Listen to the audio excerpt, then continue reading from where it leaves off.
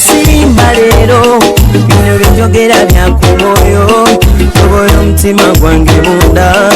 ekukubira nze ne kuntujja omukwano lero njagala otegere nti wampamba wotoli siryasenywa nze sebaka nyabo baby omutima guba gunkubira gwe nga gunnumira gwe eno wafuuka kirwadde Mukano gange mulungi kaniriza nnyo ku Delta TV tukole mu programu eno eyitibwa Okwanjula n'Embaga era nga munange olunaku lwaleero nsinzidde wano eno ku Sharitah's by the World mu saloon section eno ye saloon yaffe kwe tusinzira okubeera nga tukolako ku bantu enviiri za bulijjo ate ne tukola ne ku bagole ne tusala n'abaami enviiri ne tukola enjala omu n'okubeera nga ate twongera okubanga tukuweereza. Sharitah's by the World yatandikira mu saloon section Rachel saloon section eno tugiwa ekitiibwa kubanga ye yazaala biri byonna nezaala gawuni nezaala changing dresses nezaala gomesi nezaala okusomesa abaana enviiri na buli kimu bambi Rachel wano olwaleero bwe tukoledde era nga amanya gange bamita Sharitah mazima wanvu. Programu eno ey'Okwanjula n'Embaga ebeerawo ku TV yo gy'oli mukulaba kati yebayita Delta TV tukole buli lwa Sunday sawa zibeera 11 mpaka emu neddibwamu ate olunaku lw'Emande sawa 3 mpaka 5 tugamba nti nawe yongera okubeera ng'oleeta omukolo gwo tugulage ku TV naddala ku Delta TV libakyasinze okulaba okulaga emikolo kugamba mukwano nti banaffe aba Malakai Ecology gye bali nnyo okubeera nga ate bakuwa wedding reception y'oku Malakai emmere yokka gy'ogula ekifo ne bakuwa kya bwereere oba okitegeere kyo wali ekisanzeewa obeera okubye ebinyonyi 2 n'ejjinja 1 ku Malakai Ecology ekitende ogula buguzi mmere reception ne bakuwa ya bwereere kiba kitegeeza bw'obeera ogenda kukolerawo birthday party ogula buguzi mmere ekifo kya ofune kya bwereere ogenda kukolerawo graduation party gula buguzi mmere ekifo bakuwe kya bwereere ogenda kukolerawo baby shower oba kyonna tea party retreat ekifo bakuwa kyaki kyabwerere gugula emmere osirike. Malakai Ecology esangibwa Kitende waliwo n'ebifo ebirungi ebyokusulamu oba n'okuwummuza ku bwongo emmere yaabwe ewooma ggwe. Ate banaffe abanjovu estate developers bali wali eri ku Nansana Business Center jukira be balina Njovu Junior School kakati n'Enjovu Estates yogimanyi baguza ttaka n'amayumba bagamba nti omugole bw'omala okubeera ng'okoze omukolo munaasulawa mugende mu nnyumba mpangise nedda mugende ku Njovu Estate Developers bakkiriza kibanja mpola mumala omukolo bwe muti mugule kapoloti mutandike okuzimba ki ennyumba. Namba y'abanjovu kwerinnyo mukwano ate nga munnange nnyongera okugamba nti ffe aba Sharitah School of Beauty abaana tukyagenda maaso n'obasomesa enviiri June intake oyagala okubeera nga tukutikkira jangu otandike okusoma eby'enviiri weetandikirewo omulimu guno gwe mulimu ogulina kapita entono ng'ate ofunamu kingi oba okitegedde jangu munnange osome eby'enviiri tutandikira ku mitwalo 10.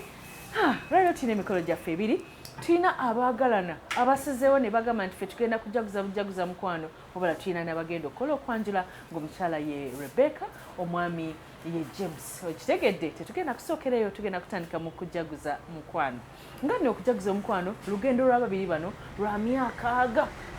2 omwami ye Nsubuga ate omukyala ye Hadijah Nakibira. Hadijah Nakibira mukyala yakolamu mukyala ali confident mukyala mulungi era omwami we yagambye nti munnange nze kanveyo nsooka enjaguzeeko omukwano baade balina kubeera nakwanjula naye olwazze ne kufuukamu okujaguza omukwano ojja kubimanya bwetyo ne bagamba nti nakwo leka tukoleremukko ne birthday y'omwana ne babikolera wali eri ku Jameson Gardens Enatete katutuuseeko okujaguza omukwano bulizimu kye baatumye celebrating love. Love is a good feeling, this kind that I am feeling. Tova ku Delta TV tukole nze Sharitah mazima wanvu mukyala Kaweesa mami Wedlin. Iwa baby girl baby boy mukukufuna walimboko nakati olimboko wabula olemedde ku mulembe oyogedde ku mutindo baby abawala b'emyaka abiri ndaba nga be bakadde ku ggwe manya omu baby girl owange okulufuba Monday paka Sunday maso gange olibeeranga kyana kito from January to December ndikuyita baby girl osirikyuka baby girl yewe baby girl owange baby girl ne bw'oliba owezezza emyaka 9 mu maaso gange oliba baby girl kuyita baby girl owange baby girl ne bw'oliba osibye 9 nze mmanyi oliwe tekubanga akawuka sina makosa kayimba kalemera ku mulembe enyimba bayimbye nyingi kano ko kalemerawo oluteka mutino sina makosa we bona ne benyenya kafuluma bamutetunazarwa naye nga katunyumira nawe wotyo mu maso gange oliba wa mulembe paka olibera baby boy okujja kuwalumba oyo naye tewaliba kirala baby boy yegwe baby boy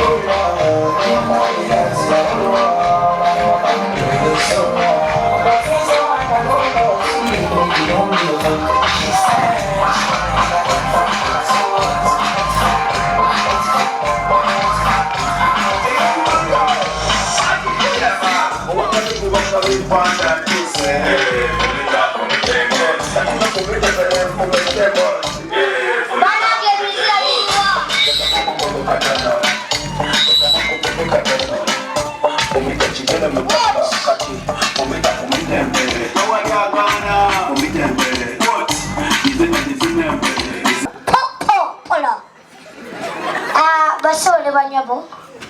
zembe bazo okujja ngabano abaana bato bakyabategekere bagenda otuula ate abakulu bagenda kukuba omuziki nga tebagwekubya kumanyi byansi byakuleka yes mugenda kukubya nga temukola ki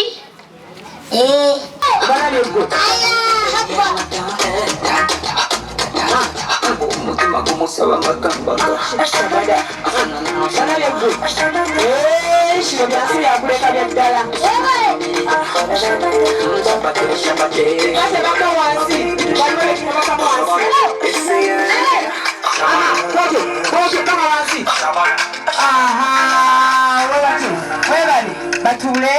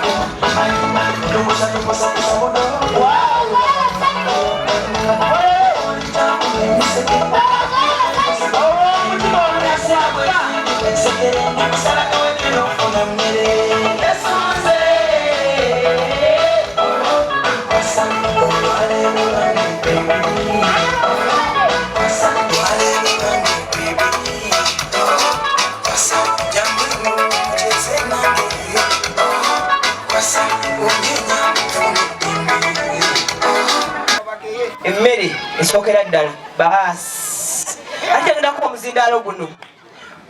oluyimba olugulu ku mutima lwoba oyimbira bbaawo nga tannatuula si mu bubi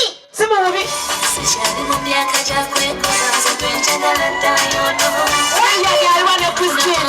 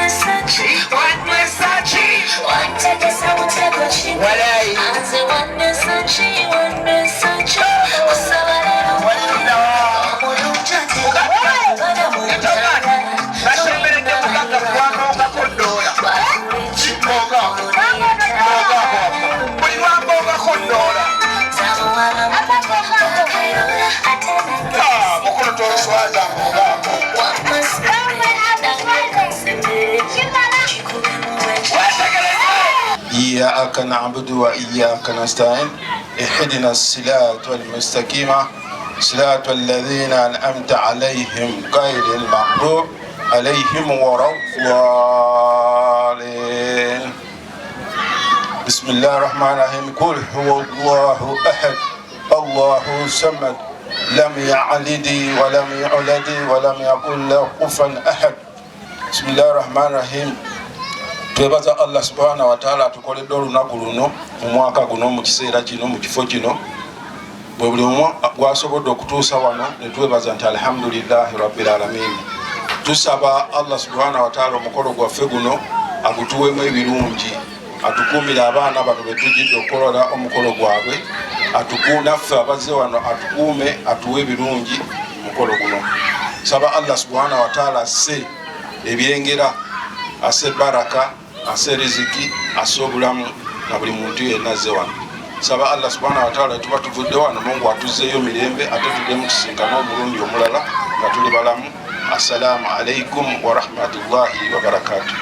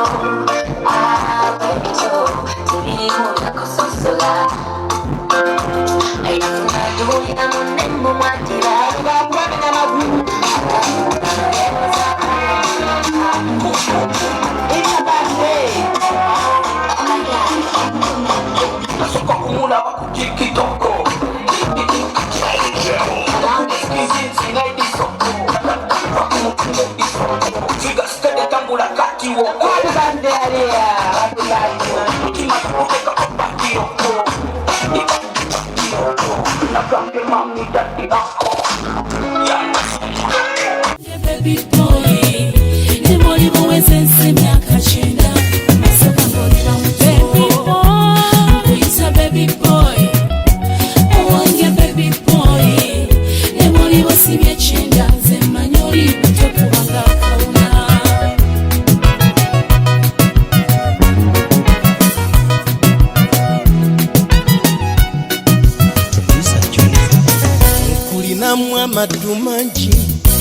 nzalemu okukukula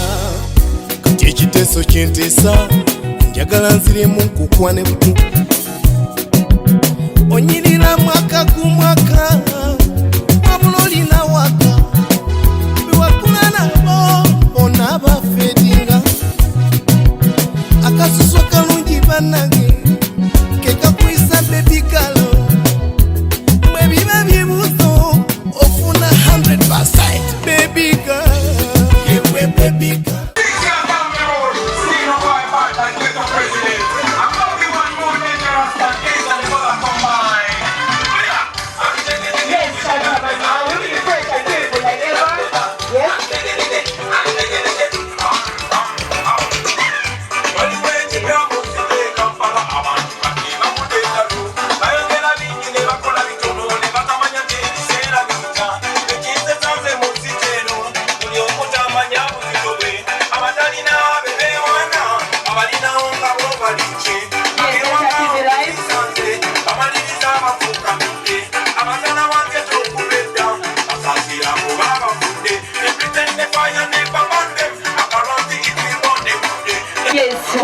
Ladies and gentlemen, how shall we? Mazima wamvunga umulaba wanu beautiful and ever. You're so beautiful. Looking very elegant. Welcome to the party.